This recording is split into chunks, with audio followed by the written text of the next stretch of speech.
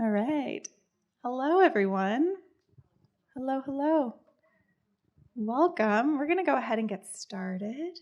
So great to see you all, see your faces. I see some folks getting food too, so I'll let you get a seat. All right. Hi, everyone. Thank you so much for being here, week 7. I'm Alicia. I'm the director in our Career and Professional Development Office. If you are not familiar, which I hope you all are, we're right across the hallway, so come see us. I'm so excited to welcome you today to this very special Lunch and Learn panel with some incredible alumni that is all about designing a creative career that's unique to you. We have 3 phenomenal guests with us today: Estella Say, Lori Nishikawa, and Charisse Swanepoel. And they're going to share some very valuable insights into their own unique career paths, how they've built their creative community, what it means to quote-unquote design your own box, and how to develop creative resiliency, and what does that even mean? So please join me in giving them a very warm welcome, and we'll kick it off. All right, so to get started, I'd love each of you to introduce yourselves and maybe describe the creative career that you've built that is unique to you. And I know you have some slides up here to share as well. Hi everyone, I'm Lori Nishikawa, born and raised in Maui, Hawaii, and I am a product design major, but I really have shifted into more of an entrepreneurial career, and we can go into that definitely later. But really, my focus is building resiliency in communities, and I'm super excited to be here. Hi everyone, Therese. I graduated in grad environmental design, which is now spatial design. In 2015. And I've worn many hats throughout my life. Gone back to school multiple times, and I'm very happy to find myself more in a space where I work in innovation and tech and AI. And I've used design thinking and my design skills, but also myself as a researcher as a vehicle to get into the space of innovation. Hi, everybody. I am Estella. I studied illustration with a focus on entertainment arts, graduated 2016. And I have a previous career doing web development and web design, so I've always kind of found myself in technologies and visual storytelling. So actually, right before I graduated, I really got into VR and AR. So that was 2015, 2016. And since then, I've kind of kept with the industry and have become a leader in the space as a VR, AR creative director and artist. Wonderful. Thank you so much. It's really an honor to be in all 3 of your presence. I mean, incredible careers. So I know something that we've talked about in prepping for today, and something that I know the 3 of you have talked about a lot, is your relationship to one another and this community that you've built and how impactful that's been for you. Can you share a little bit about how you all came to know each other, and maybe what that effect has had on your careers or your creativity? I'll go.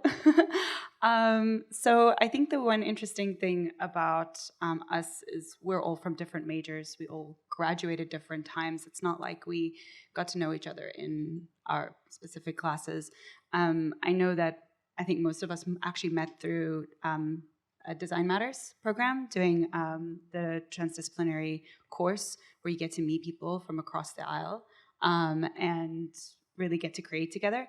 And I think one of the things that was interesting is we really prioritized creating connections with each other, because this is hard. Art Center is hard. Being a creative is hard, especially with the challenges that we're facing today. It's only getting harder, and you can't do it alone. So I think we were lucky to recognize that really early on. So, when I was out, I couldn't even feed myself. Like, Lori would bring food, and we were just taking care of each other. And I think that our camaraderie and our connection and our hope for each other to succeed really encouraged us to keep that connection going. I feel like this is a lifetime connection. One of my mentors told me that the most valuable thing that you can walk away from at ArtCenter is the people that you meet, because these will be your peers, your friends, your family, especially someone that's an international student with family so far away. Having these people in my life and then keeping these connections. We've all lived in different cities, but the connections were always there, and we're always there for each other to talk about budgets or getting a new job, contracts, anything. This is my tribe. I'm from South Africa, and we have a saying, Ubuntu, which is I am because we are. So we really have fostered that in ArtCenter. As for me, at least, the biggest gift that I got from coming to ArtCenter was the people that I met, because it's a bunch of like-minded human beings that come here. There's very select few people that would be crazy enough to come here. Yeah, to kind of like jump on that, like I think, yes, we have these crazy careers and we have the successes that we've defined for ourselves, but truly, like, as it relates to each other, we are there for each other, not just for our work. It's like about life. Like when somebody has an accident, we're there for the medical stuff. We're like, if somebody has a life emergency, like my friend or my dad passed away, they're there. You know, it's like, it's not just the creativity. It's like we're there for life because we've already gone through so much together here, and we respect each other so much, and we understand our passions and what we want to do. Like, so that part, we don't even have to explain to each other. Like, our work is important to us, check. You know, like, you don't have the, like, when you try to make friends outside of a creative career, it's a different kind of friend, as I'm sure you guys know. Like, not everyone gets the creative part of it. So we already have this kind of like common denominator of like, we understand it, we get it. Like, I support you in your business. I support you in your endeavors. So like, I support you 100% across the spectrum, you know, and that part is what makes us so good at our individual work, right? It's a village. It truly is a village. It's Ubuntu, right? So like, if we all support each other, then we all thrive. I forgot we should show our work, right? Yeah. Show your work. Yeah. What do we do? Like, What who you do? are you? Yeah, I think just to close out the friendship theme, one of the things that I think ArtCenter provides is a platform and a space for people to understand what you're passionate about and shared passions.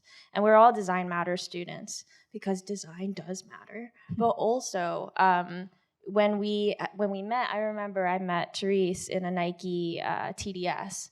And I remember meeting Estella in a Designmatters class where she literally walked up to me and said, "Would you like to be friends?" So if do you want to be my friend? And I also was very persistent to become friends with this beautiful woman. But I think that if you think about, you know, what do you really care about? You've dedicated your time and a lot of effort and resources to be here. At the end of the day, if you think about, you know, who can support you and who really cares and who really understands what you're going through, that's going to be the people sitting right next to you. And I think that it's the most understated thing. If you hear people say, the people matter, the people matter, yeah, the people matter. But if you don't have 5 people by the time you graduate where you're like, they're my ride or die, then maybe you try out Estella's approach and walk up to somebody and ask them if they'd like to be friends. Because I remember hearing that from Estella, and I was like, you know what? I would like to be friends. And I said yes, and we've been friends ever since. And Estelle and I became friends after both of us graduated. So ArtCenter community is large outside, and it's not just the 3 of us sitting here. We have our core group spans across transportation design, film. We've got a great friends group that are, you know, in graphics in every single department. So find those like-minded people, find people that have the same passions and the same values as you, and stick with them. They're gonna take you places. We always say wish we could interview for each other for jobs. Absolutely. And I think something you'll see today too is how their relationship has really, you know, affected each other's work. Like, you are such hype women for each other. And I think that really comes through in the work that you're doing. And I think only makes us stronger as creatives. And so let's take a look at some of the work that you do. Let's show you what we're actually doing with our lives. Here we go. So this is just to kick off. I don't know if any of you are familiar with an ikigai, but I am Japanese, and one of the things that has always stuck with me is, what is my purpose?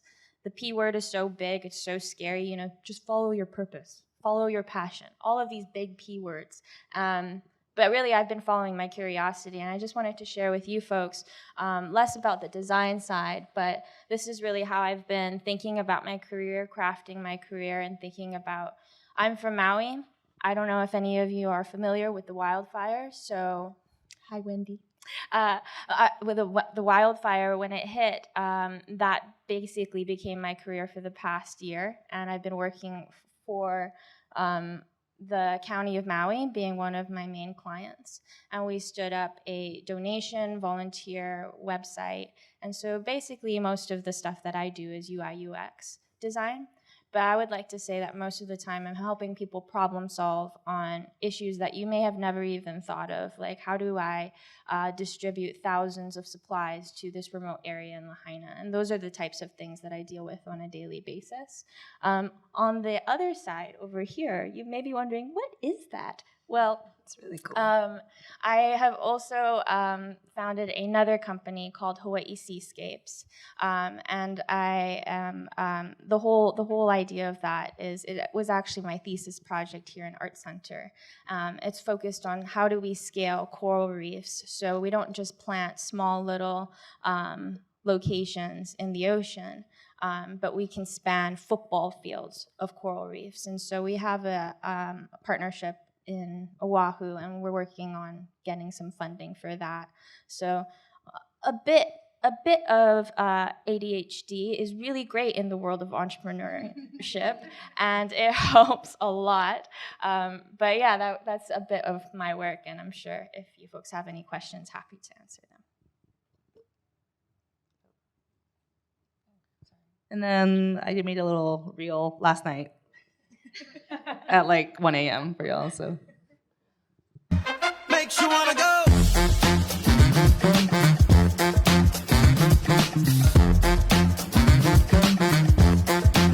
Makes you wanna go. Na na na na na na na na na na na na na na na. Put your hands together now. Everybody now. Put your hands together now. Yeah. So a lot of, as a virtual reality, augmented reality creative director, it's a lot of different things. I have to wear a lot of hats because there's not really an existing industry kind of still. I am one of the very few artists internationally that do what I do. And a lot of those projects, I work with the Netherlands, an actual country. I worked with Google to help develop what the creative tool would be for VR. I work with Adobe to figure out what Aero would look like as an AR platform. So I do a lot of creative R&D work, actually. So it's really cool because they'll hire me to push the boundaries of what creativity can do with new tech. It's a dream job for me because I love solving problems that don't really have solutions yet. So the work that I do, if anyone wants to get into this, you have to be okay that things change every day. There are no answers. You can't Google a lot of answers at all. You have to make it up yourself. I write a lot of the pipeline and tutorials of like, how do you get this file from this VR software into Blender, then into an AR platform? Oh, you have to decimate it. Let's bring it back 3 different softwares ago and like make it work again. Oh, don't forget to downgrade your Unity to a different version. Anyway, so there's a lot of troubleshooting, but it's really fun. It's very fulfilling for me to like help lead the path of what creativity means for the future. I think that's like a good tee up for my side of house. I have, as you can see, I'm not as beautifully visually creative as these ladies anymore. I'm that art center student that struggles to draw now, can't really sketch anymore, and that's okay. That's okay because creativity takes so many different forms. This is something I've discovered over the course of my career. So I started my career I went to undergrad as a strategic brand communications, specializing in multimedia design. So Flash websites back in the day. Think about that. So I had some cool clients. This was back in South Africa, Canon, Honda, and EA Games. I worked with my best friend at the time, which was really awesome during the recession. We were very grateful to have jobs. And then I constantly had the question of, why are we doing this? Why does it matter? Lori was talking about like those values with Design Matters. That's when I shifted over into thinking, oh, people just don't want to answer my questions because I'm not important enough. Maybe I should become something that people respect, right? I was very young, and I always wanted to get into architecture, so I went and did my undergrad in architecture and discovered there that those questions are still unanswered. Why are we doing this? Why does it matter?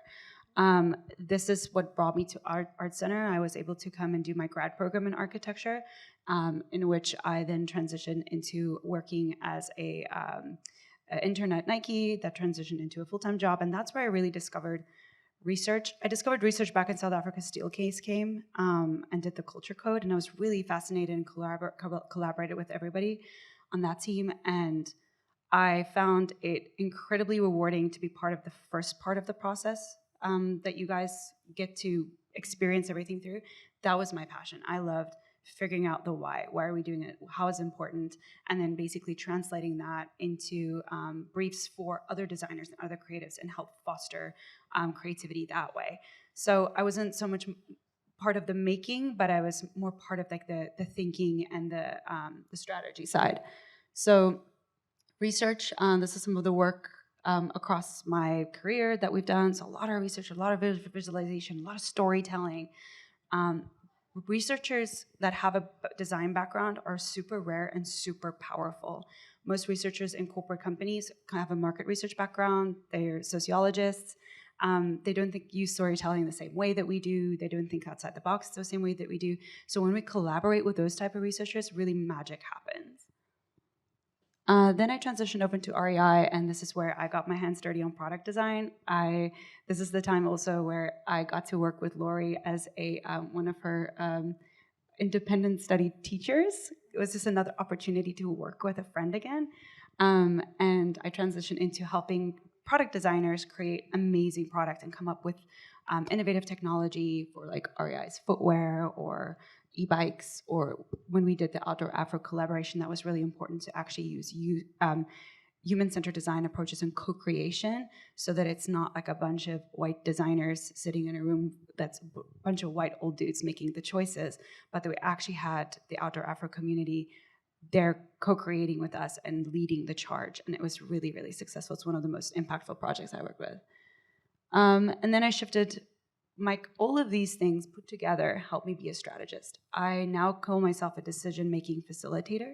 I help people de-risk really difficult decisions. I help companies save money, make money, avoid calamities, things like that. Modern fortune teller, per se. So using all these different skills that I've learned, I still use my graphic design skills. I still use my branding skills. I still use my architectural skills. I use all of those things to kind of bring that together into strategy. And that helps me innovate. That helps me teach people about innovation, not be scared of using new tools and new technologies and new ways of doing something to really break the mold. And that now inevitably leads me to AI. So I put this up here because I want you all to imagine what a world of AI looks like for you. And these are the two opposing spectrums of it. But it's an industry that I'm really, really passionate about, and bringing design thinking and storytelling and everything that I spoke about that was missing in research, traditional research. There's a huge opportunity for folks like us to be part of the world of what can ethical AI look like, and what does that mean. So this is my current new thing. So I'll keep evolving. As Estella says, you have to keep evolving. So my career, my identity is not tied in one discipline or anything like that. I try to keep up and see where does the creative world, the creative person that I am, take me next. That's incredible, and really leads into our next question, which is something I really see in all of your work, and something we've talked about, which is this idea of designing your own box, right? Like, no creative wants to be put into a box of what's possible. And I think you've all really done a great job of designing your own box. And I think sometimes that's in really straightforward ways as an entrepreneur. Sometimes you're literally designing what's happening as it's happening.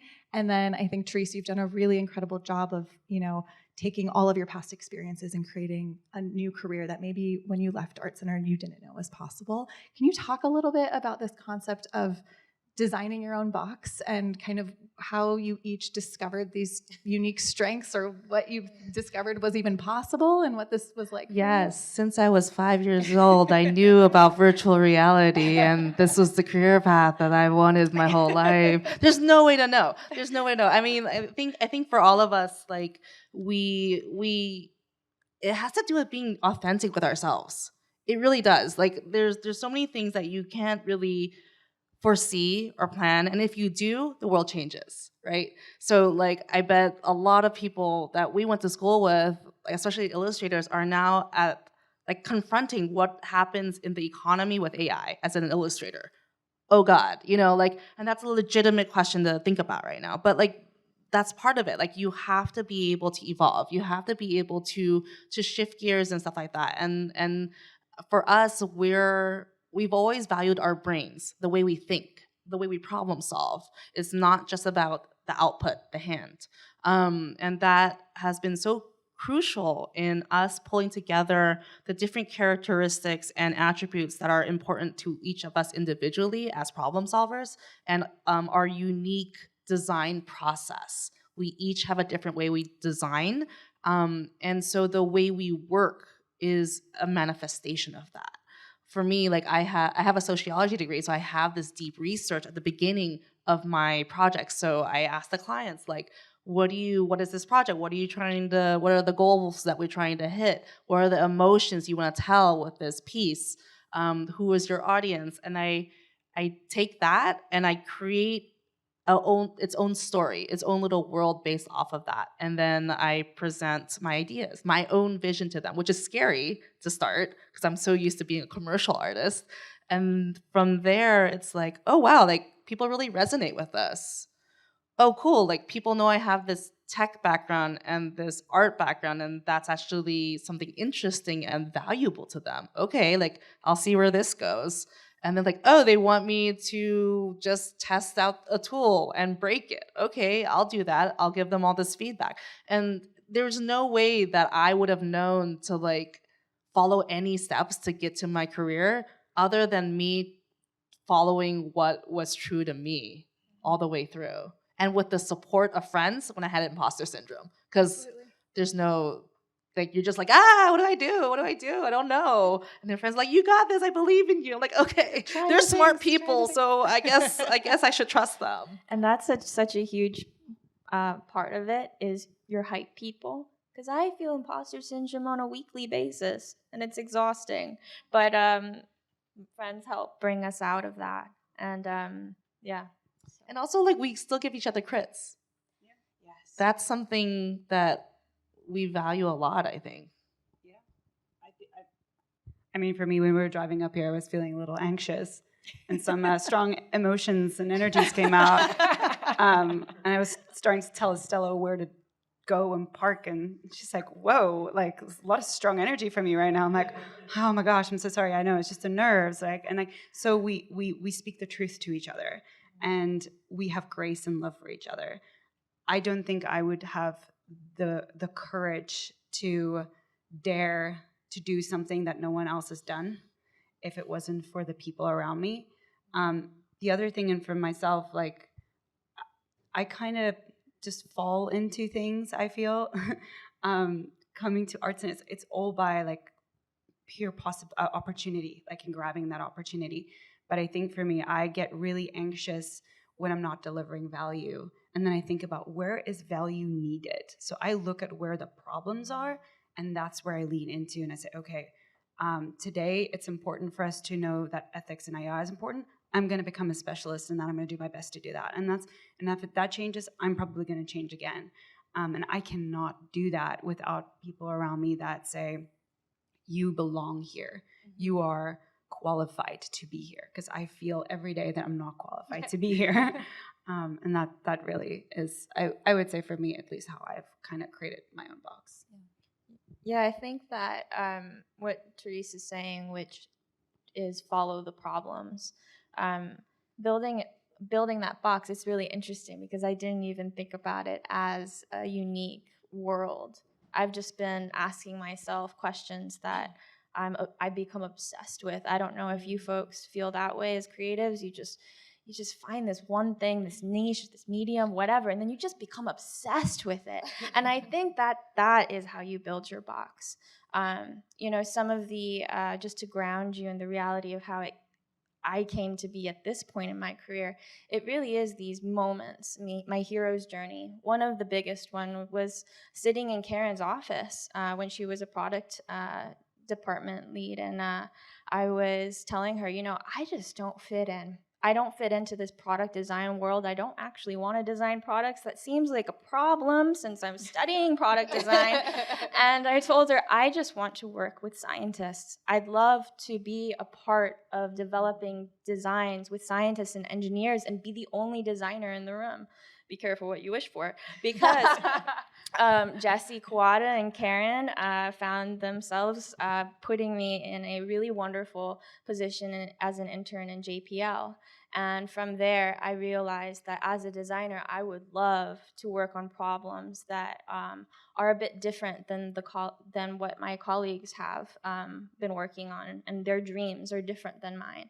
And I was so uncomfortable with the fact that my dreams were different because I felt like I was wrong. And I would tell, if anybody kind of resonates with that part of the story, your dream isn't wrong. I think that if you follow those obsessions, those curiosities, you'll find yourself in really unique places. And then my dream at ArtCenter was actually to work for World Wildlife Fund or, like UNICEF and all of these things. And what came to my door after graduating was Boston Consulting Group, a wonderful company, but is the exact opposite of UNICEF and doing good for the world in that way. If any of you are familiar, BCG is a large consulting firm that does great work for large corporate companies, the richest of the richest companies in the world. And my job as one of my colleagues who interviewed me told me, your job is to make rich companies richer. Are you okay with that? And I thought, I sat there for a minute and I asked myself the same question that Therese did. How do I get into rooms and have respect as a designer? It's really difficult, especially when you look so cute and small. It's so difficult.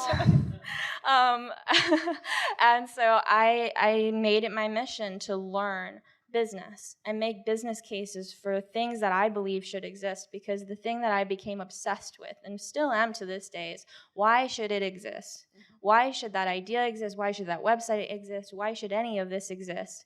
And I think that all of it has to do with getting to the table at the right time with the right people in the right room and having respect and demanding it. Strategy, research, all of that really opened the doors for me, but it all started when I sat with Karen and told her I'm super confused and I just want to work with a different community. So I think we've all kind of had that. I'm just kind of conversating now. My experience here at ArtCenter, I definitely I struggled to feel like I belonged, to fit in illustration. I wasn't the best draftsman, Ching.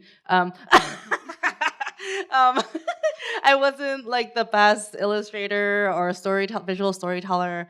And for me, it was sitting with Bob Cotto, and he's my mentor still, and having conversations with him, and we would just talk and think about, brainstorm of what assets do I have? What do I bring to the table that is different from everybody else? How do I make myself indispensable and a unicorn out there in the economy? And that's really important. I want to talk about the economy for a second, because I think when we were here at ArtCenter during our time, there was this kind of insulated belief that when you leave ArtCenter, you will have a job. We still kind of came from that old school thought.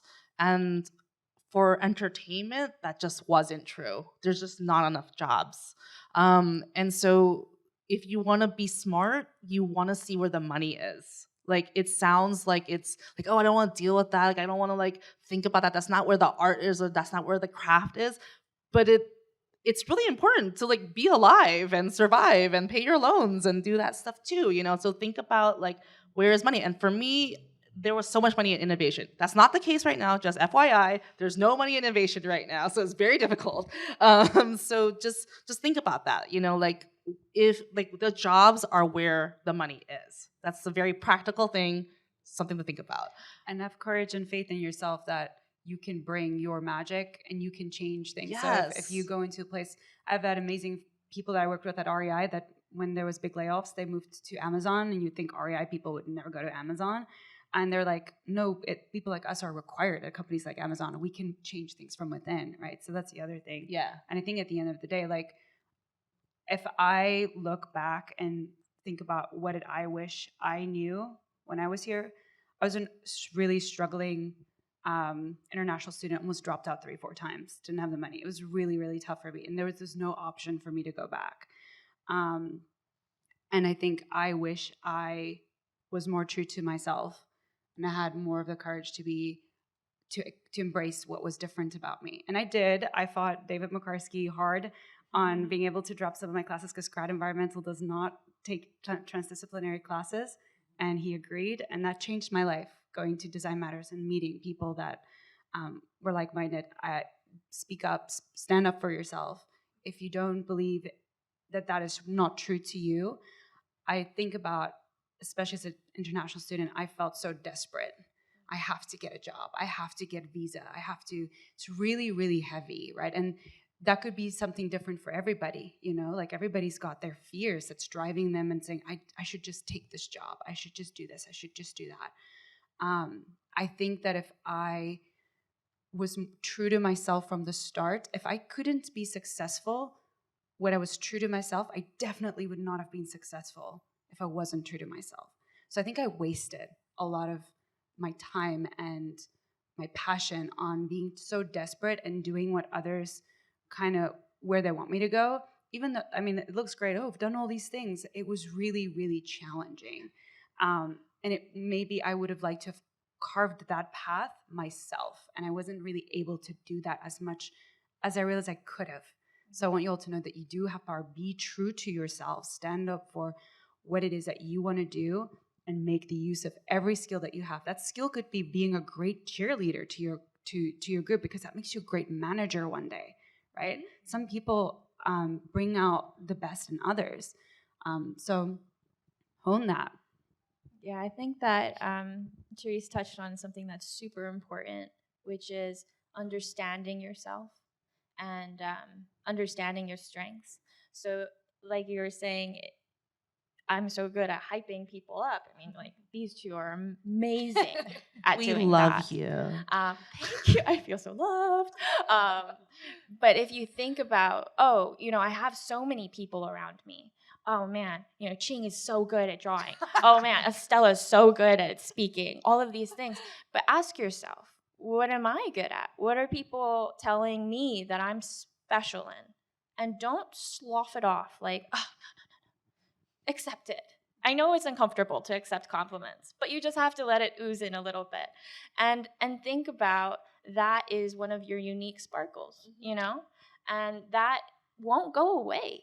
The more you sleep, the more you'll sparkle. And that's how you really get a job. That's how you really get a job. People hire people, not machines. Absolutely. So if you can do anything for yourself, a nice little workshop that I do regularly if I feel lost is I ask myself, what am I enjoying doing? And it doesn't just apply to work. It applies to your personal life too. What are the strengths that I'm really proud of? And then think about what type of opportunity or job or workshop or place should I be in, utilizing those strengths so I can really test it. And I think that's how you build your box, by asking yourself questions that you're really passionate about, getting obsessed with things, and acknowledging your strengths a little bit. Incredible. I think there was so much good advice in there. And I think to summarize what I was really hearing was something we talk about a lot too in CPD is like this idea of a squiggle career, right? Like I think that is really what pathways look like in real life when they're applied. And I think you all have had a version of that a little bit. And I think what I've parsed out from everyone is, it's partly trust yourself, do self-reflection, like really understand what you want and don't want, but also don't be afraid to try new things and follow where your interests are and see where they take you, because there's probably careers we don't even know will exist. Like right now, there's so much that we know won't even exist. And so you don't know what's possible until you start doing and try the things. So just, yeah. So there's a lot of things you don't know. I would say that like mental health is such a crucial thing. And I don't think it gets spoken about enough in the creative community. It's just, speaking of careers in the squiggle path, like I actually have on my LinkedIn that I took time off and I worked at a plant nursery for like 2 years. And it was the best time of my life. It was like, I just want to sell plants. None of my ego is associated to this. I get paid $16 an hour. This is glorious. And I clock in, clock out, and I'm done. I go home, I go to sleep. Mental health, how that relates to it. Like I have complex PTSD. That was something I could not do entrepreneurial work and put myself out there fully with my branding, with everything on the line, when I could not work at my full capacity. And that's a choice I made. I had these wonderful ladies that supported me that you helped me with my resume. I had to figure out how to write a resume for a plant nursery job based off of my Adobe, Google, whatever resume. I was like, I don't know how to do this, Therese, help me. And then Lori was there to support me every day to say no, this is a good choice for you, for your health. Don't doubt this right now. You need this for your health. And taking that time off, take time, take breaks. Don't fall into this Instagram thing where you have to churn art all the time. I don't play the follower game. I clearly should have lots of followers because I'm one of the few leaders in this space, but I just don't play that game. I don't put my energy towards that. That's not who I am. I'd rather spend time with my dog and my partner and garden. And that's really important for my mental health. That's what I protect so I can go out and make quality work. I love the box you've built. Thank you. It's a garden box. Yes, Chris.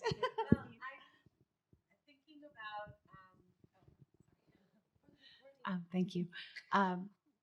As you were talking about resilience and all of the different paths that you've all pursued since you graduated, and the ideas that go where the work is or go where the money is, and if there's no money in innovation now, then you need to go someplace else.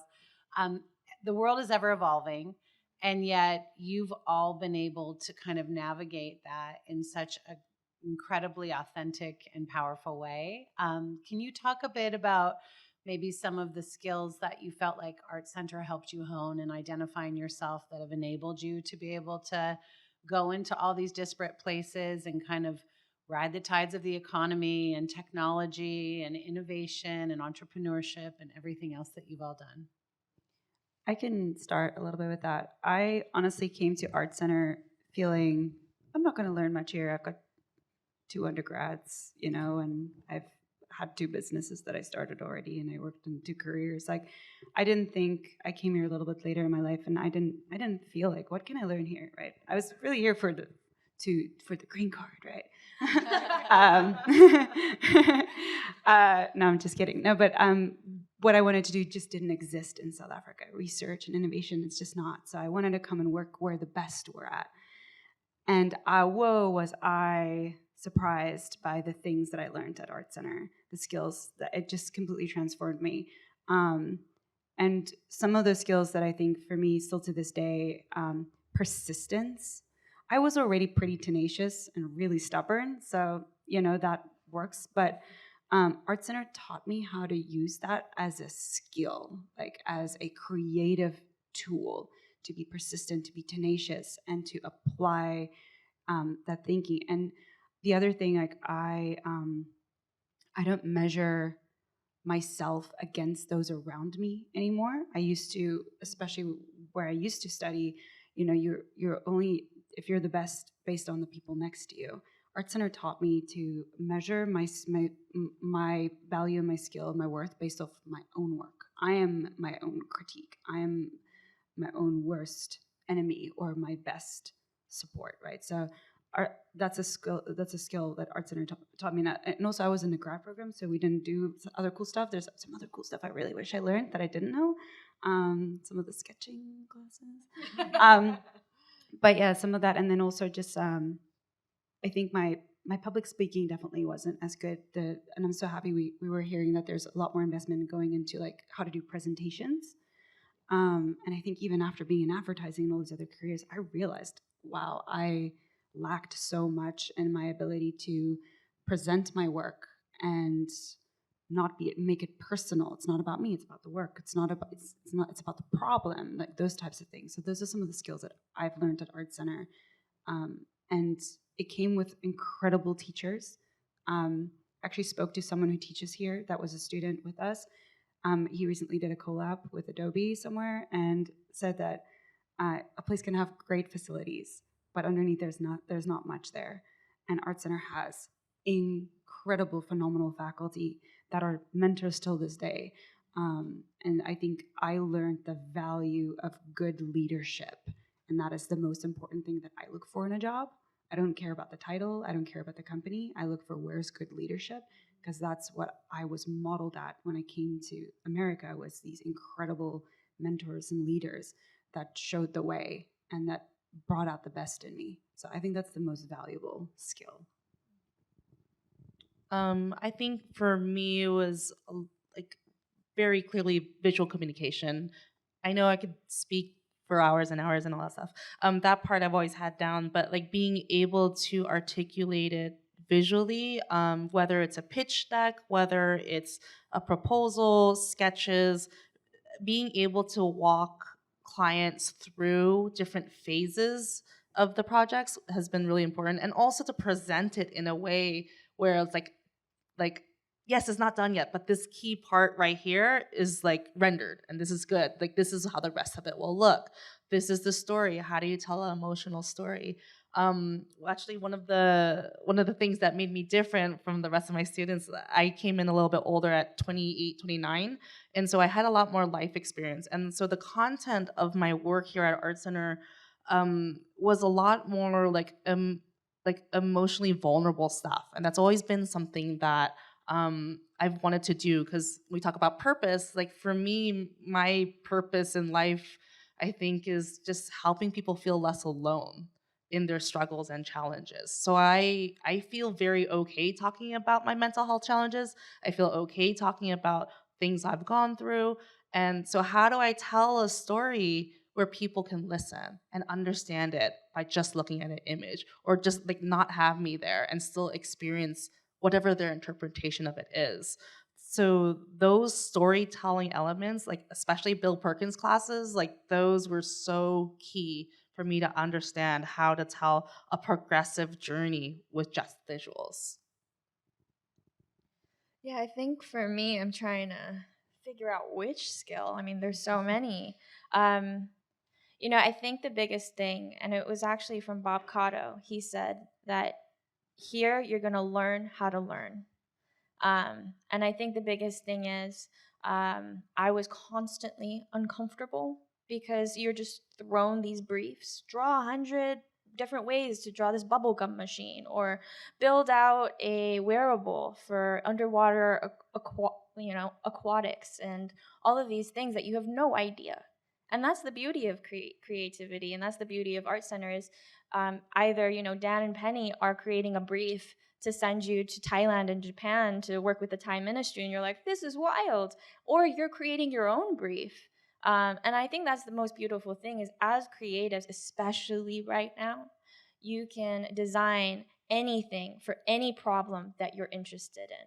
And I think that skill should not stop when you leave ArtCenter. You keep on asking yourself, what could I create, and how can I pitch it, and how can I stand up and make a case for it?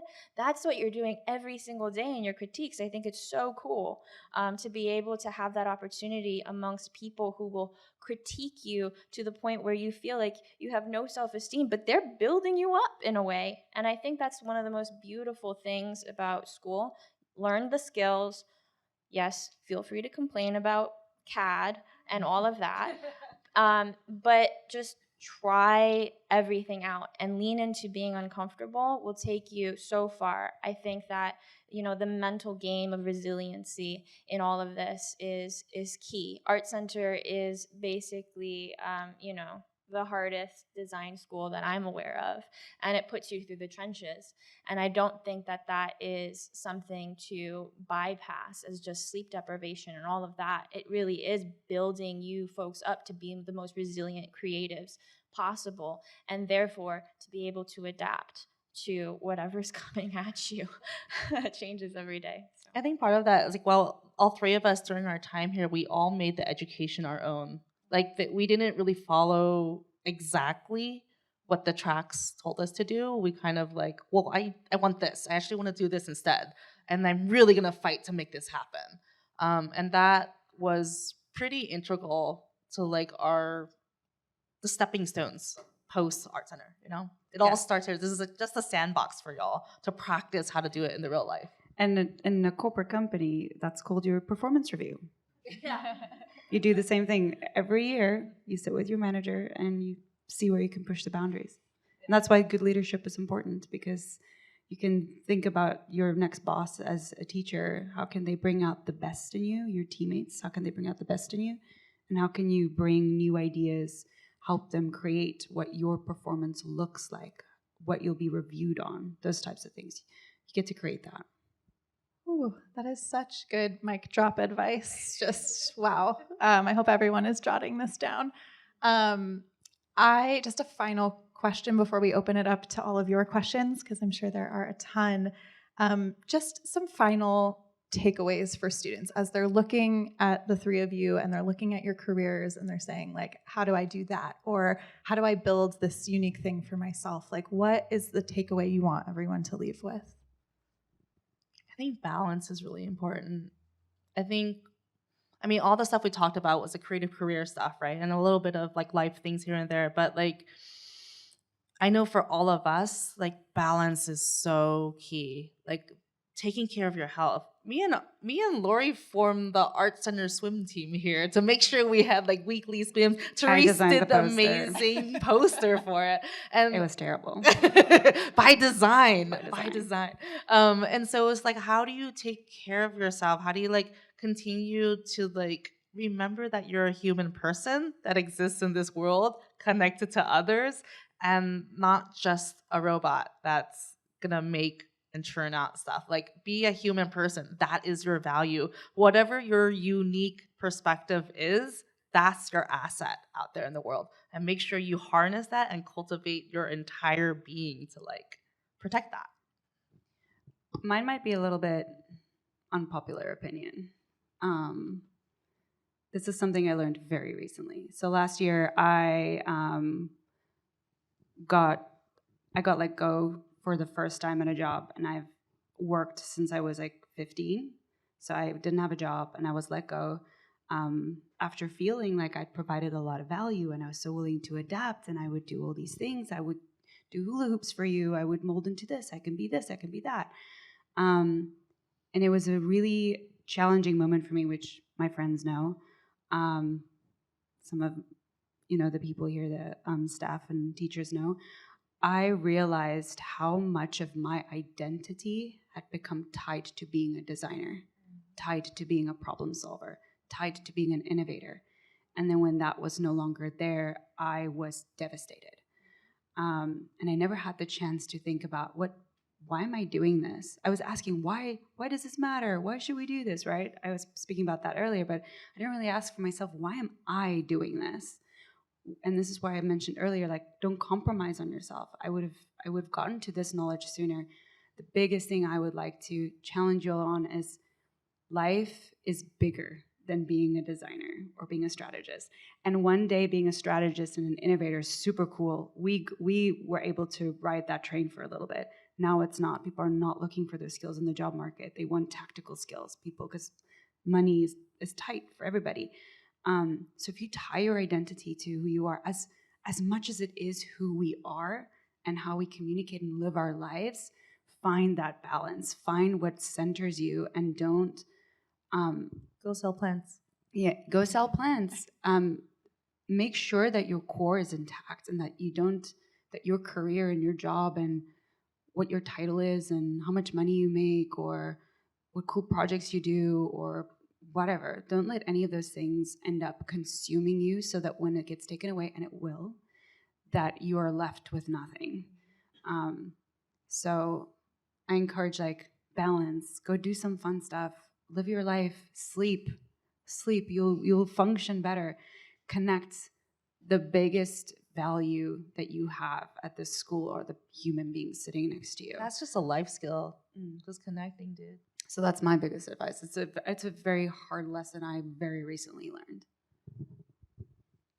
I think it's good advice. I would say, I'm trying to imagine sitting in your seat right now at week 7, whatever term you're in at ArtCenter. And I would say that the advice I wish I heard was that your career, your life, everything is guided by how you ask the questions, what questions you ask. So you actually asked a really great question. You asked 2 questions. You asked, how do I get to where you guys are? And I would say that might be the lesser question, which was your second question, which is, what can I do? You know, how can I build my own box? I would say if you see somebody that you're like, I would love to be in their position one day, ask them what they're obsessed with, what questions they're ruminating on a daily basis, what questions they think that they're going to have to think about in the future, and then start asking yourself those questions. Because I think that we put so much focus on getting a job, being able to pay off whatever you need to pay off, that it loses the sense of creativity and the love of why we even came here in the first place. You know, as creatives, whatever major you are, it doesn't really matter to me what major you are. The one thing that we have in common is that we ask ourselves questions and we manifest things and build things that don't exist. And so if you ask yourself the right questions, you'll be guided into the right rooms eventually. And if you're persistent enough, and if you believe in yourself enough, and if you have friends who believe in you and you don't believe in yourself, then I would have high hopes that all of you would be able to get into the spaces that you want to. And asking questions in a job interview, if you can find a way to ask as many questions as they ask you, you're probably going to get the job, because not a lot of people do that. And you end up learning a lot more about if that place is a good fit for you. They feel heard. They feel like you're already a cultural fit. They're curious about us. Ask questions in your interview. Like, serious hack. Yeah. CBD can help you with that, by the way. Same with relationships. Same with like. Amazing. Thank you so much. I do want to open it up for questions. I'll run around with the mic. So who has a question?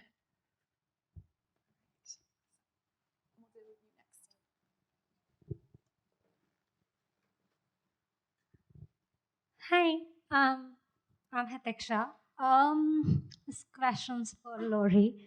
You said you always wanted to be the only designer in between scientists and engineers, and I feel like I sort of relate to that because design is one aspect of it, but there's so much you don't know in which they can help and fill in those parts so that your design can actually turn into reality. But how do you navigate towards reaching those places? Because if I were to right now apply as a designer, I would apply to design studios, which are going to be filled with designers again. So how do you reach that place where you are one designer and then there are 4 other people from different fields who are working with you? That's a really good question, and I actually think that all of the ladies could be part of that answer. The biggest thing is having advocates for you. You know, for ArtCenter, it's one of the most well-connected places you'll ever find yourself as a designer. And Karen and Jessie and all of the mentors that I had pushed me into those rooms, and I was so uncomfortable. And I also think that I didn't wish to be the only designer in the room because it's very lonely. and you want to be like penguins. You always want your penguin. Therese taught me about that. So you don't want to be the only designer in the room. You want another designer in the room, and and when you're in those rooms, don't take it personally if they don't even look you in the eye or ask you for your advice.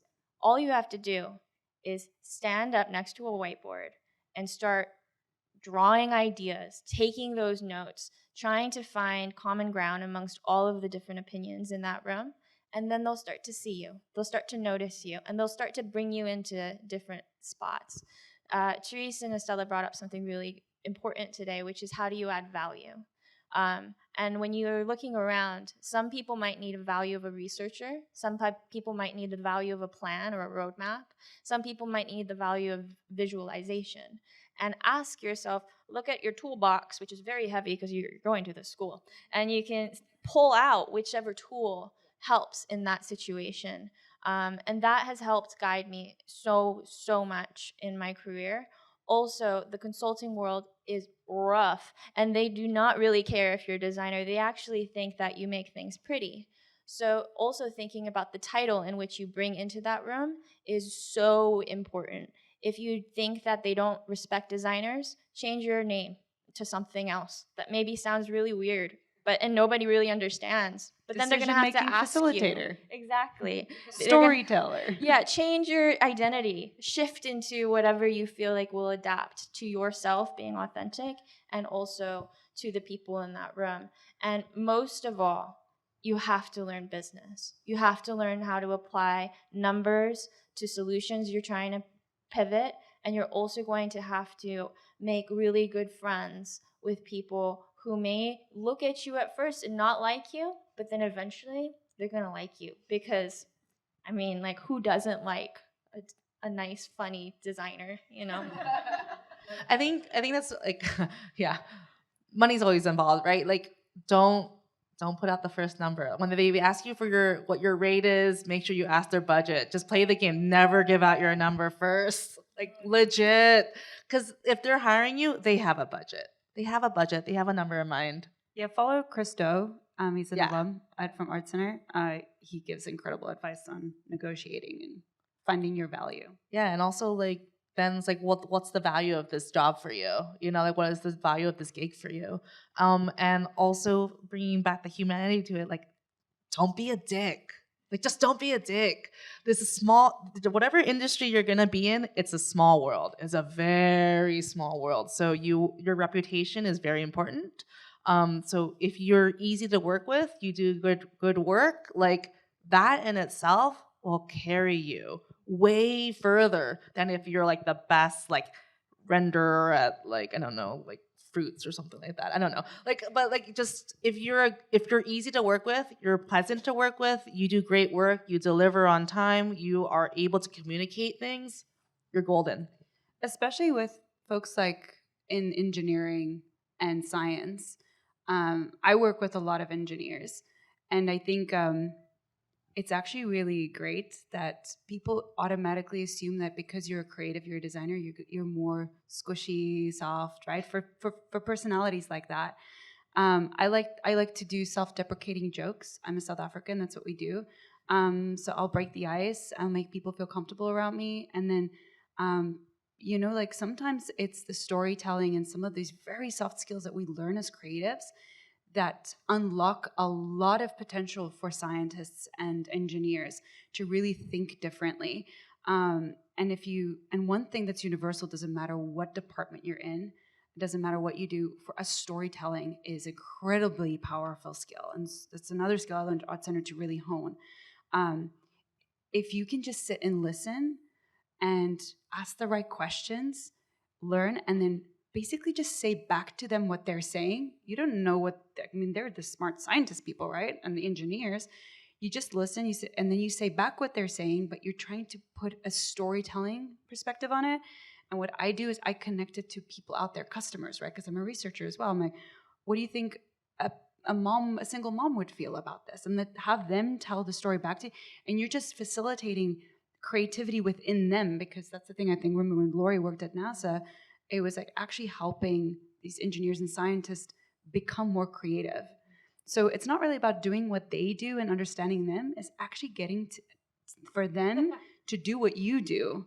And that is an unlock that I think that's why I want to be in AI, because that's what I think the industry needs more of that. Awesome. Thank you. I think I saw another question. Thank you so much for this talk. It was super inspiring. I'm Vaish, by the way, and I'm currently in the transition from ArtCenter. And I have two questions. The first one is, how do you build your confidence? Like, I think that's something I'm currently struggling with. Like, I do know like I have strengths and weaknesses, but like I think the confidence part is something I'm trying to get out, like the imposter syndrome. And yeah, go for it. It's like a muscle. I don't know how else to explain it. Like it's like a muscle that you work out, right? So I'm like, oh, maybe do power stances. Like just do things that help you kind of feel invigorated. Like, oh, I want to try this next time. I want to like learn how to do this better. Or, like I want to improve this upon myself. But a lot of it really is like it's practice, and it's like over time you'll get it. Like we weren't like this the year after we graduated. We were like hot messes. I was like crying on the floor because every time a contract came in from like a large studio, I was like, I don't know any of this. I'm gonna cry under my living room table for the whole day, and then I'm gonna go ask Michelle Katz about how to read this. But it's just like you. It's like so legit, like literally what I did. And so, but like over time though, like I'm okay with contracts. I know what's the red flags to look for. I know what it should say, it shouldn't say to my benefit. And it takes time. So don't worry about that. It will come. I think another thing is, and this is actually something I learned from these ladies as well, like using empathy, because I get very uncomfortable and I don't have a lot of confidence when I feel like the spotlight's on me, right? But if I feel things are a little bit more diffused, and I think that having kindness towards yourself, and then also being like, all right, at the end of the day, how can I, if someone is putting the spotlight on me, I go and I ask a question back. I put the spotlight back on them. And then the next moment you realize those people are starting to like be more comfortable with you. So it's just creating a space of comfort, really. And people love talking about themselves. That's why I feel like research is a superpower and talking to people is a superpower. Because if you feel low in your confidence, take that spotlight away from you. You've got the choice to like, okay, I know this, I'm not feeling really great. So let me just focus on this person. Let me just put and the next thing you're knowing, you're starting to become that facilitator in the room. They feel confident about you because you're speaking about them, asking them questions. So that's a little hack for me that I use to help with my immediate, like a quick, where's my confidence toolkit? My confidence is low. That's what I do. I'm like, I left my confidence at home. There's three things I think that I'd love to kind of bullet point out. The first is everybody has imposter syndrome, and everybody is exactly where you are at one point in time. The second thing is being okay with you are where you are, and there's no way you could be anywhere different. That radical acceptance will soothe the soul in ways that I wish I soothed my soul for so many years. And the third being, I have this technique. I wear these invisible hats. And sometimes I'm like, all right, I'm going to be a CEO today. I'm going to be an admin on fire. But one of the things that I did a lot in school was, especially when I sat down to draw, because I was in illustration for 3 terms before product, I would hype myself up and say, Lori, you're the best damn illustrator in the world. Put my hat on. I'm like, you're going to do the best visual communication drawing ever, and you're going to kill it, and it's going to be the best you've ever done.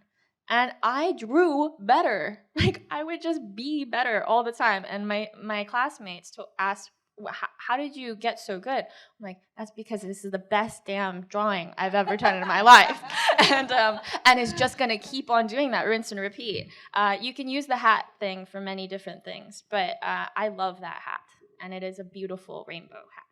And I think what you said as well, if that doesn't work, know that everybody else around you feels exactly the same way you do. that makes it a little bit easier. I also want to redefine confidence for just like knowing yourself. There's I think confidence can be such a loaded word for artists and creatives and designers. It's like there's a difference between that and like really sitting in who you are in the present moment and accepting that and like this is where I am. And that's what you feel here. Like we accept that this is where we are in this part of our career, and you may see the accolades and all those things. We still struggle. We don't know what's going to happen next. Like I don't know what my next gig will be, and so, but it's like, but I trust my process, and I trust that this has worked, and I know that I can figure it out. So that's what you're seeing. Is I still have issues where it's like, oh, I don't really know. I haven't drawn in like a few weeks, so I don't really know if I'm still an artist or not. Like, am I even legitimate? Who knows, right? But after a while, you get used to that. You get used to the cycles of it. And it will always be there. That's part of being a professional creative, is that you will always have those thoughts, but you get more acclimated to it. And you had a second question? My second question is about like, how do you convey, like, skills are like, there's hard skills like, rendering and like sketching, but there's soft skills like, communication, storytelling. And how do you really bring that out when you're applying to jobs where like most of it is just seen through paper or like this. I just want to know what is your, if you have like 2 cents on that. So one of the best representations of that for me that I can give an example of was my grad show. I was very poor, as I mentioned before. I printed my posters, I put it on like the letter size multiple, and I seamed them and I stuck them together. So my grad show wasn't as shiny and flashy as my peers, but I told myself I am selling the way I think, not this, right? This is just an outcome. It's an idea. It's a representation of the way I think. And every single person that came to my grad show from all the companies, when they ask, oh, what's your project about? I'm like, my project is not that as important. Let me tell you about me. Let me tell you about who I am, what I'm passionate about, which type of company I want to work for, and what type of work I want to do. And that allowed me to sell my soft skills and practice my soft skills. And even in my interviews, I ask a lot of questions, right? And that's a way that I communicate. Listen, I can learn any program. I've had many careers. I can learn a new process. I can, if I have to be an engineer, I'll try to be an engineer, right? Like I literally had that conversation yesterday. Yeah. Because for someone like me right now, there aren't AI jobs available. So I'm talking to someone right now at my company about, like once that opportunity comes up, should you just be an engineer and then just be a different job inside, right? So it's really about like just finding a way to communicate what it is that you are good at, and say, listen, even in an interview, you can say, you've seen my portfolio, the work speaks for myself. Let me tell you about me. That is the best way to go about that. An interview is for people to get to know you as a person. When you connect with someone, your elevator pitch, focus more on the way you think, the who you are and what makes you special. I would say that hands down, that will make you more appealing than someone whose skill is twice as good as yours. I would co-sign that advice. Thank you. I really attracted by your experience in JPL, because kind of I last time I have a class. It was headed by another alumni working with NASA, and she's an amazing space architecture. So I always confuse and trouble kind of by a question that when you sit in a room that filled by scientists and engineers, like what kind of role is a designer be, and how could we kind of provide value them, and how could we kind of settle the project down, kind of what's the role of this kind of designer in this room?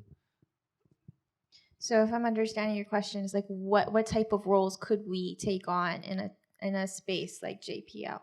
Yes. That's a good question. I think that there's so many different types. The role of a facilitator. I think Jessie Kawada, if you folks aren't familiar, please look her up because she's amazing. And she is one of my mentors. As a facilitator, I would say scientists and engineers are great. They're brilliant. Engineers are great at making something work. Scientists are great at figuring out where they want to land so that they can learn as much as they possibly can. But they're not good at, in general. In general, I think that the designer role is better at looking at the full picture, connecting those dots. Outputs on a whiteboard might be a roadmap. It might be a mind map. It might be sketching ideas that they have in their heads, like they're talking about this box, just draw a box, and they'll be like, wow, I can build on this box now, and it becomes a facilitation technique. That was my second internship, was working in the A team, which was an awesome workshop facilitation type of role as a design strategist. The other one is more of like Christian Roman. He works at JPL. He's been working at JPL far longer than most people I know, and he is a UI UX designer. So he helps build out apps and visualizations and CAD to make things work. And he's a fantastic industrial designer, but he also flexes UI UX. And then the third, I think, role that most people don't really think about is being able to be a manager and a leader to help guide a vision as well. It kind of puts aside a lot of design skills that you've learned, harder skills, but it elevates the softer skills a ton. But in order to get into any of those rooms, I think you just make sure to let people know that you're really interested. Even this random person who's sitting next to you on the bench, let him know you're interested. And then you'll start to externalize that to the world, and then people will say like, hey, actually, I've heard about this guy who's interested. Maybe you should talk to him. So I think I could speak about like in entertainment, right? So I work a lot with developers and game developers, engineers, software developers. So a lot of times I'm the only creative person in the room.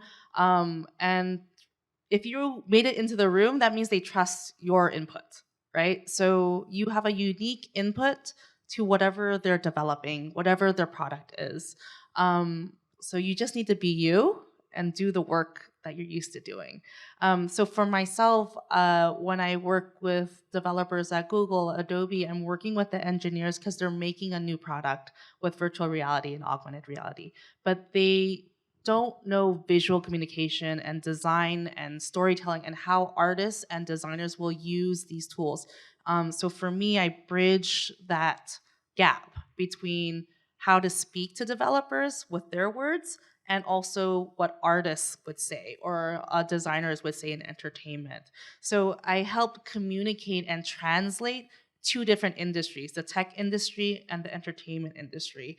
And so from there, I create my own value because I understand the languages of both. So right now in entertainment, virtual production is huge.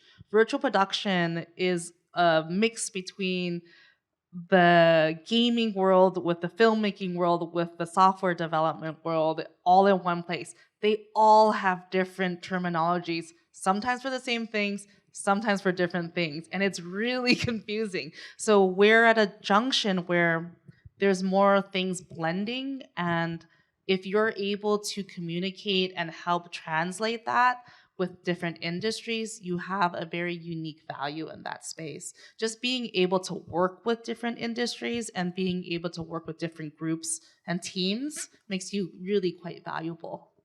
And I would say like a lot of technical industries, technical skilled folks, these high specialized people, they very much like very focused on what it is that they need to achieve, right? And sometimes those achieving it is really difficult and complex. We are using these visual skills. We have the ability to bring the how might we questions into the room, or what if this. A lot of times scientists don't ask those questions, right? They're very focused on the task at hand and achieving a certain parameter, or this happens a lot in AI. With early AI, they developed like with computer vision, everything, this woman who's an amazing, one of the leaders in AI, was like, oh, we can use this tool to track my mother's illness and we can know when she needs help. We can like watch no one. And then they tried to roll it out and it was like, no one wants to use this. No one wants to be watched all the time. They didn't stop to ask the question, what if people didn't want to be watched? How might we look at and monitor people's behavior or their environment without making them feel like they're being violated, right? So designers ask those questions. So we actually help scientists rethink what they already know and apply their incredible knowledge and expertise in ways that they haven't imagined yet. We built imaginary worlds and we ask those tough questions. It's like front-facing, public-facing work. Like we ask the questions like, well, how will the public consume this? Would they like this? Would this button even make sense right here? Because this really hurts my hand right now. Maybe this button shouldn't be here. This is really important, you guys. You all don't understand how powerful we as designers are. The biggest example, the guy that designed the scroll on Instagram, he didn't stop to ask what if or how might we. And he was a designer. We do that all the time. We have to be critical on these things. And he looks back and he is devastated by his own invention and feels like he has ruined society. So, right, scientists in particular do not think about those things oftentimes, and it's really important for people like us to be in the room to ask those very, very critical questions because we're imaginary storytellers and we think about the futures that people cannot conceive, don't think is possible. I think that we are integrally critical, not just in science, but in business as well. May I have second question? Like how to kind of achieve a position like you guys did, like to be able to work with cool scientists and engineers. Should we kind of, when we apply a job in LinkedIn, just say something like I want to work with tech guys? Or you can try, why not? Yeah. Like the worst that could happen is that nobody answers, right? Or like someone says no, why not try?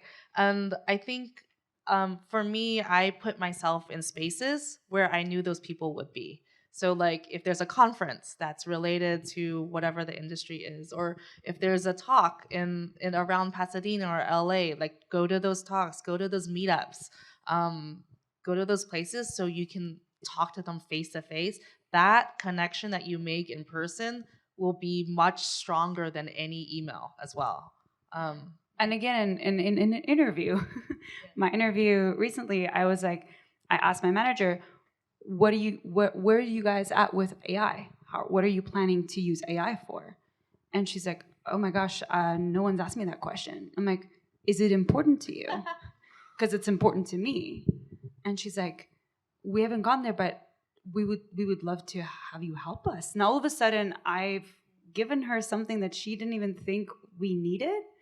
And I'm the only person asking for that. And I got the job. And now I'm helping fostering our team to reimagine AI. And now I'm finding other people at the company that are leading AI. And I'm having conversations with those people. So even in your interviews, say, what do you think about this thing? What do you think about merging science with storytelling? Right? If you can ask someone that question, and if they didn't even think it was important, now they're like, wait, maybe this should be important. And you're saying, well, because it's important to me, they're like, oh gosh, okay. It's a really cool, another little interview trick. It's a very powerful confidence building thing also. Yeah, there's this wonderful book that's been around for ages called How to Make Friends and Influence People. One of those, my dad had me read it when I was like 7. Which says a lot. And one of the pieces of advice was to take interest in other people. And I think that the biggest thing, especially if you're wanting to meet some people who may not think the same as you, is just ask them questions. Ask them as many questions as you possibly can before they start to have that look on their face like they're starting to get annoyed. Because what you're doing when you're asking questions is saying, I value you.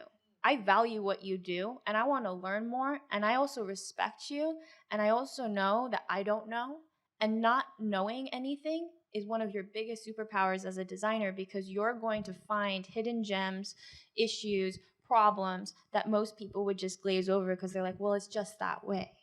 And that's how you make industry change. That's how you make cultural change. And that's how you make changes in a project. And you low-key become an expert in certain things, right? If you surround yourself by scientists, you become smart in the way they speak and what they think about. And this is why also I think I love our community. We've got folks in transportation and product and grad ID. Like, we're a big group of people. We learn so much from each other. So the things that I didn't know about, I had people that did know about it. So keep your network wide, be curious, ask a lot of questions, and it helps with the confidence when you pivot and you ask the question instead of it being on you. It does a lot of things at the end of the day that benefits where you want to go and how you get there. Thank you. Good questions. Hello, I'm Sneha, and I'm an international student. But, when I just sit with myself and think, like, what kind of work I want to do and things like that, like you guys said, be true to yourself and, like, what values you have and.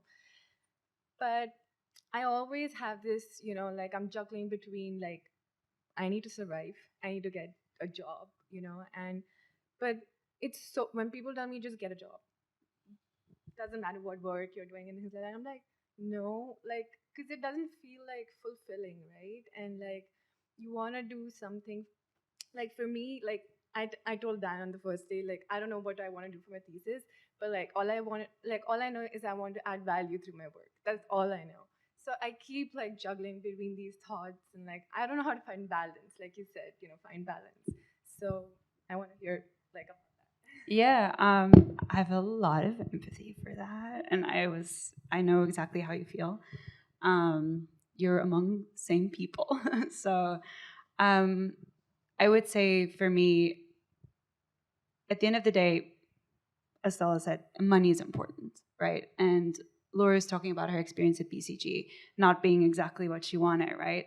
Here's the thing. Sometimes taking the job that maybe you feel isn't the job that you want is an opportunity for you to learn something. Make the most of an opportunity that's given to you if you don't have other opportunities, right? Because opportunities aren't always aplenty. So if you do have an opportunity, break it down and say, okay, what is important to me? How do I be true to myself? And then pick from that job how you can get that for yourself. And then say, okay, now in my one-on-ones with my manager, how can I bring some of that stuff that I want to do to them that they're not doing? So that's where you're creating your own box, even in a job that maybe you don't want to be in, right? And then basically use that as an opportunity to say, okay, at the end of the day, this is going to be experience on my resume. At the end of the day, I'm going to meet people here that could maybe give me reference to another job. I might find a mentor here. I mean, my mentor is in sourcing, right? He's not even a creative. You might find a mentor. You might meet friends. Or like what Estella did is like, she's like, I'm picking a job completely out of this for not to learn something or to gain the experience or anything like that. It was completely personal, right? So you can take any job. This is my opinion, and this is just the hustler in me and South African like scarcity mindset. You can take any job, any crappy job, and make the most of it, and take from it what you want, and utilize that as a step ladder, as a platform. There's many things that I did that I waited tables at Hooters, right? So but it was one of the most fun jobs I ever had. I learned how to talk to people. I learned to be loud and proud. There's so many things I took from that job that I feel like I still do today. And that keep that, and that gives you confidence that, yeah, this is not my job, this is the company, whatever, but you're bringing something, you're making it your own, you're owning that for yourself, and there's a lot of power in that. And again, you're not putting your identity into it. It's not who you are. It's just another stepping stone. I think of life as an RPG, like legit. I think no, I gamify my life. And so, but it's so helpful because you're like, okay, I'm gaining the next level. I'm gaining experience. I'm just farming like points right now to like then equip for the next thing. That's really, for me, it's a really healthy model to think like, I'm just in this phase. It's just a temporary phase and I need to do this so that in the next phase, I can get closer to what my goal is. Yeah, that resonates so much. I think defining what these ladies are saying is basically like defining success at that point in your life. Because we have this grand vision, whatever success looks like, and then it just doesn't happen again and again and again, and then we're constantly disappointed. So understanding, for example, when I got the offer from BCG, I'm like, oh my God, I'm gonna go and ruin my values, all the things I worked for. Well, then I changed my mindset and I said, you're gonna learn a lot about business and you're gonna learn all of these different things. And I wrote it down and I put a calendar invite like every year and said, are you there yet? And the day I got that calendar invite, I'm like, I'm done. I can leave.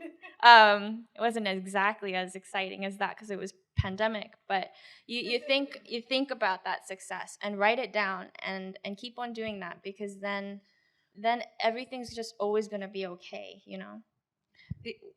One thing that I want to say to the international students in the room,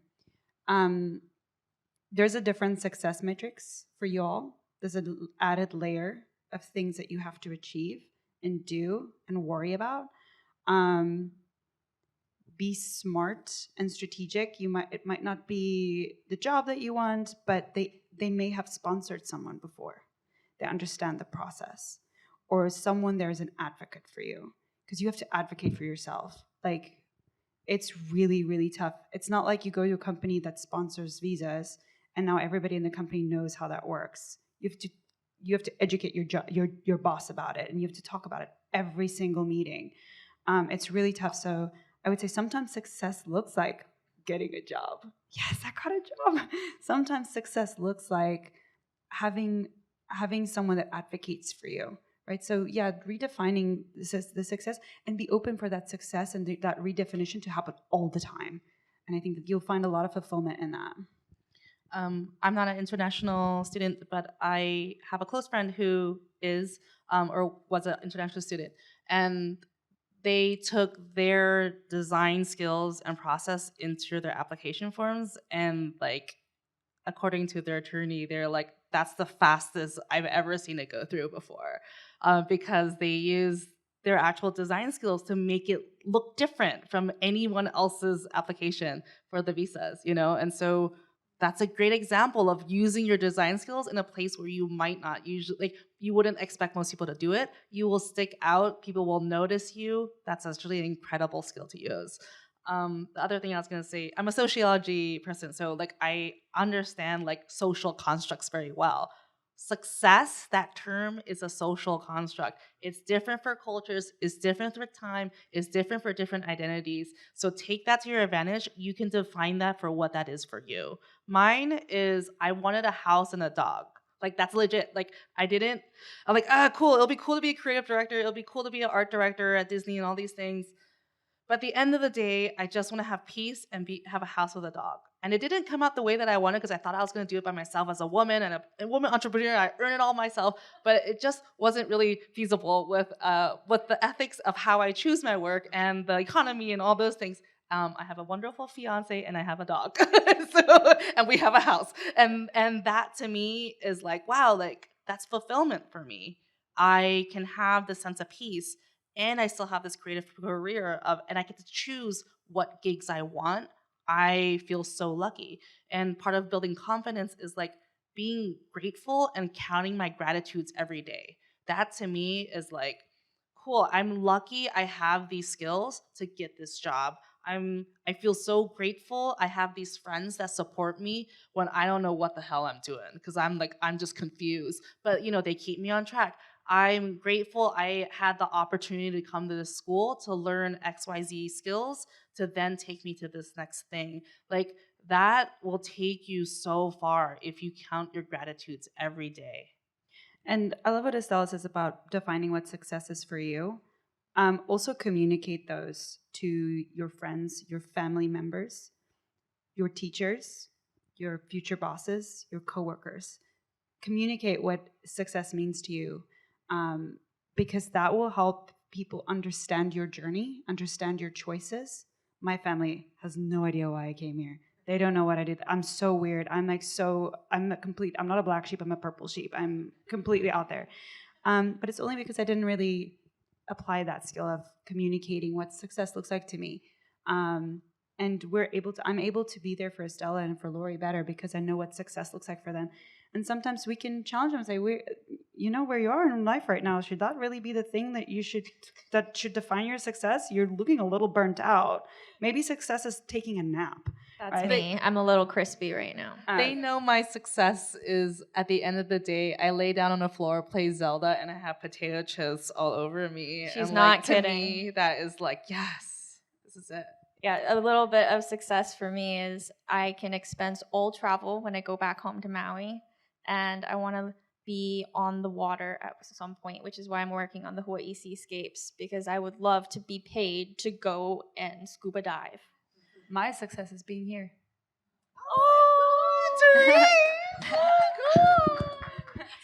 To be here with the people that I struggled with, right? And struggle with today, and to be at a school that gave me so much and empowered me so much and taught me so much, and to be able to talk to folks that I hope to see in the world one day and to work with and to create with and to change the world together. So for me, this is really... I stand by my trash can success story. Thank you. Zelda. Thank Again, you very different. much. Yes. But now that this has been achieved, what's next? What's next? Any other questions? Thank you. I know we are right at 1:30, so this will be our last question, but we have lunch, and please stick around. And we'll be here. And they will also be here tomorrow on South Campus in some more intimate sessions over coffee. So please come visit and hang out with them as well there. But we'll have one last question. Hold on, we'll give someone who hasn't been able to Yeah, I ask think we've got yet. one right here. Here, in right the middle. Thank you so much. Well, hi, I'm Shupeng from Graduate Industrial Design, and I really appreciate what you shared today. I learned a lot from that. About my question is that, do you think if we should like force ourselves to figure out the passion or how to make a decision about the career at some point of the life, like before graduation or at some point? It's different for each person, right? Like, I think for us, we go with our passion for our career, but not everyone needs to do that. Not everyone wants to do that, right? And that's okay, right? Like, I know a lot of people, they have jobs and it pays the bills, and their passion is outside of work, right? And so it just really depends on, for you, what your unique situation is, and like, you know, about like visas and money and all these things. Like, it really just depends on like what expectations other people might have for you or of yourself. That's the power of making your own career, is that you can choose that and you can define that. And that's like pretty much everything we're talking about, is like whatever it is for you, you can design that and you can create that for yourself. I refuse to pick a passion. I feel like I reserve the opportunity to change what I want to do, who I want to be, what value I bring. So no, you get to whatever you feel like. If you feel like, you know, I need to go work at a nursery, that's what I'm doing. If I want a dog, I want to play Zelda, or I just want to hang out with my friends, or I need to get a visa. Like, these friends have gone through years with me, like where that was my only worry, concern, thing that I had to do. And I did a lot of great stuff along the way to get to there. But the thing that was for me was my passion, was to make sure that I can be a success here, because there wasn't as much opportunity for what I wanted to do and how flexible I wanted to be in my frou flip-floppy passions. So I think that, yeah, you don't force yourself on anything. Like, I think be kind to yourself and find the joy and the happy. And if there's some money to be made there, great. Otherwise, do what needs to be done. Get stuff done. Get stuffed in. I think that when I hear that question, my mind automatically goes to ArtCenter, like, oh, what is my career going to be? But if you ask yourself not what my career is going to be, but what life you want to live, do you want to live in a nice big house? Do you want kids? Every kid costs like $1 million nowadays. Do you want to live on a lake? My dream is to buy land and build an ADU and live in that ADU as I build up for a house and have 5 chickens and also do disaster relief work and also build out Hawaii seascapes. So if you're thinking about the life that you want, then you can kind of reverse engineer it and think about which careers might fit with that, with the dollar sign, but also, it'll also dictate which city you might have to live in or want to live in one day. And ask yourself, is that something that I want? For me, I'm an island girl. I can't live in LA forever. So I knew eventually I had to find my way out, which means that I've got to build out a career that could sustain me in that way. And I encourage all of you to think about what life you want and then try to figure out, okay, well, it's not going to happen tomorrow, but what do I need to do? And sometimes it's taking care of your visa. Sometimes it's, something else. So I think like I could share like a little bit about my story. I know we're getting close on time, but like I made a very conscious choice when I came to ArtCenter that I would live my life passionately. When I came here, it's like I already had a career before this. I already did all the things a Chinese daughter is supposed to do, except having kids. I don't want to have kids, and that's like a choice I made, right? But it's like I already have a different degree. I worked in tech. I can make money. I was doing fine, but that wasn't right for me. And I had lived a life that my mom wanted for me, but it wasn't mine. And what I wanted to do was to be a creative in some sort of way or form. And when I got here and learned about these skills, it really realized for me, like my passions are art, tech, and social impact. And if I can find a way where those 3 things can be utilized, if there's 2, that's awesome. If it's just 1, okay, that gets by, But when there's all 3, like that was always the goal. If I can get all 3 passions to show up in my work, I feel so myself. I feel like I shine in the work that I do. A lot of the work that you saw is incorporating all of those things, and that comes out in the art. It comes out in the work, and people resonate with that. And to share stories that matter, right? And it's not easy, right? So anyone who's planning to go down the path of passion, it will be hard. And the challenges will be different for other people as well. But the fulfillment is something that that cannot be replaced by anything else. The hardships that I face is like sleeping on these folks' living rooms. Like any friend that I could, I slept in their living rooms because I was just trying to get gigs. I wasn't paid enough to live in California and pay rent. I could go back home, which is not great for me. I could stay at my brother's place, whatever it is, but I made it work. And that to me was the driving force behind it. It was my passion. But that was a choice that I made, and I don't expect everyone else to do that. I don't want everyone else to do that because it's exhausting, it's tiring. The hustle's hard. Yeah, what are you willing to hustle on? That's what you got to ask yourself. Me? You don't have to answer me. You don't have to answer Just answer today. to yourself. Ask yourself, what am I willing to really hustle on? Yeah. And what does success mean for you? Yeah, I was open to all kinds of industry, but after getting to ArtCenter, I kind of realized maybe I need to help myself to understand better what could be my future passion. So for now, I more specifically in the four-wheel design industry, and but I'm always not sure because there is a voice you cannot deny any industry before you have some experience within this.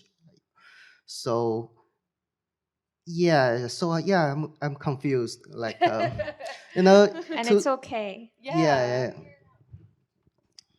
When you feel like that, the best thing that you can lean on at this school are the people around you. And the teachers and the faculty. Yeah, the people are your teachers, your peers, your friends. Go do something fun. Go like look at stuff and go explore, go immerse yourself. It'll come, and you'll feel like, okay, I'm still confused and I still don't really know what I'm doing or what the next step is. But you're around good company. You have good leaders around you. You have people that push you and challenge you, and that's a path of so many people. So many creatives have the same path as you. And I think if you start talking to people around you, you'll find a lot of people that maybe feel the same way that you do, and you guys can kind of like workshop it, figure out what it is that you need to do. And if that is something completely different than where you are now, that's awesome. Yeah, it's okay to change your mind, and it's okay to pivot. And it's not just okay, it's necessary. So if you're ever finding yourself like, oh my God, this is terrible, I'm not enjoying any day of this week because I'm doing X, Y, Z, what you're doing is you're burrowing into a specific hole. The world is full of millions of different things, and I think Therese's advice on expanding that world and trying out different things. In this world of ArtCenter, it might look like trying out a transdisciplinary class. It might look like taking Dan and Penny's study abroad trips and exposing yourself to culture and getting yourself out of the environment that you're in right now. But try out new things. I think that for me, I took myself way too seriously in ArtCenter. Like, what's the big deal? I'm just studying. Let's go. Let's have fun. But she made the wise choice of making friends like us. I did. That got her out of that. Thank you. So just try everything out. And I implore you to, when you talk to your teachers, tell them, start off with, I'm lost. And then tell them, where you feel like you are. I think that's a great place to start. Yeah, definitely footwear is kind of like a relatively preferred industry for me. Yeah, so, but for now, because of lack of the experience, I just have like no idea. Like as I mentioned, a little bit confused about what could be the. Yeah. Definitely. Thank you so much. Yeah, everybody, CPD is an incredible resource. Both Lori and I actually worked at CPD while we studied here, and they helped clear a lot of those roadblocks. So please utilize them. I really, when I was a student, like, why are people not using them more? Like, huge hack. Please, please, please use them. I co-sign that again. I want to thank the three of you so much for joining us today. Big round of applause.